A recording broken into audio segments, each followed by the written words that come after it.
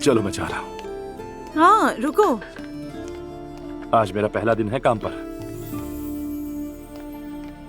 हाँ अच्छा मेरी जान, दरअसल वो मैं अम्मी के घर के बाद बाजार जाऊंगी, कुछ चीजें लेनी हैं, कुछ पैसे दोगे?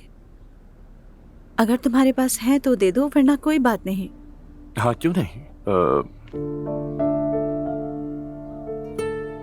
क्रेडिट कार्ड तो भरे होते हैं। इससे काम चल जाएगा ना तुम्हारा? हाँ हाँ काफी है। ओके लव यू, चलता हूँ मैं। Goodbye. ठीक है जान, मैं बंद कर रही हूँ।